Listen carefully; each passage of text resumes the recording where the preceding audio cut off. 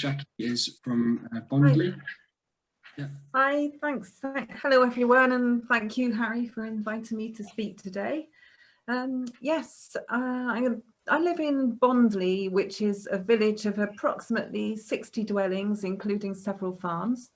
And also, like Pat's area, is very much a farming area as well. We're situated roughly halfway between North Taunton and Winkley, and we're in West Devon. So I'm just here to talk briefly about my experience of helping to organise a few events as part of the Climate Coalition's Great Big Green Week. We felt it was important for our community to be involved with the Great Big Green Week, not only to help the Climate Coalition have a really successful week, but also to raise awareness locally about issues over climate and in the environmental matters and ecological matters too. So we had a main event which we called Bondleigh Fair.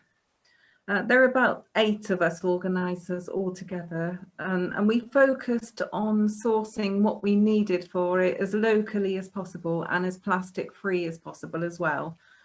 So we had Martin's Butchers from Oakhampton to deliver our burgers and sausages from local farms, and they were great. They delivered it in paper bags with paper dividers for the burgers and everything. I made some veggie burgers, and we had organic bread rolls made from a bakery in Crediton. We had local ice cream by the Tor River Dairy based in Stamford Courtney, and even the charcoal for the barbecue was sustainably made in woods near Yeoford. So it was successful like that. There was a climate information table, and there was a lady from Stamford Courtney who had a table of demonstrating how to upcycle rubbish into useful things. I think you'll see there it was reusable bottling. It was mainly focused on plastic bottles, but with a view to other types of rubbish as well. The Woodland Trust kindly donated several bird and bat boxes, and then one of our organisers put them up on the day with an entourage of young helpers, which was fun and educational for them. We had Morris dancers and then music from mainly local musicians who all kindly performed free of charge. And then there were kids had games, and there were skittles for families and things like that. So it was a successful event, well attended, we thought, around about 70 people, and the weather was kind, which helped.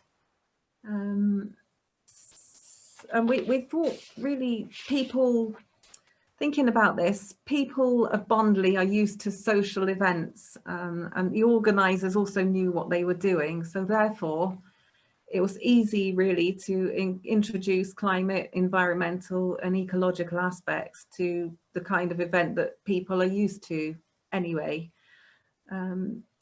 Most, I have to say, probably did come for the food, music, social gathering and a beautiful setting, but the message was still there for everyone to see on our poster, as well as on site on the day. We charged a ticket price that covered the costs of the food. The price included a burger or a hot dog. And then we asked for donations for the cider, wine and soft drinks, which people served themselves. Ice creams were sold as well, and they were popular. And then we ended up with a surplus of about £170, which we're going to use for planting projects, which was useful. For the Great Big Green Week, I organised a few other smaller events. So we had a climate talk by David Ramsden, MBE. That was in the beginning of the week to get the heavy stuff over and done with and first, because it was quite hard hitting, that talk.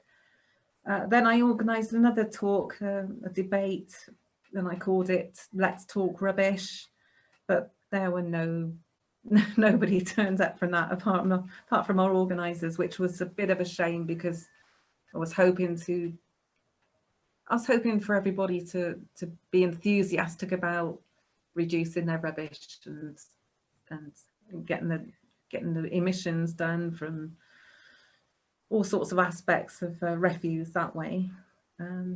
But never mind, we also had a bring and share plant-based evening. It was at Great Barn at Ashridge Court, and it was a beautiful evening, but quite poorly attended. But we're going to definitely do it next year. And now we know all about it and what's going on, how to do this, we're going to advertise much sooner next year. And indeed, the Climate Coalition have also said the same, that they needed to get advertising much sooner. And they're going to do that because it's going to be repeated probably annually from now on. And finally, what I'll say, I think it's worth linking up with NGOs if you're planning an event for your parish. Doing that seems to add weight and an extra purpose to your event if it's concerning climate issues.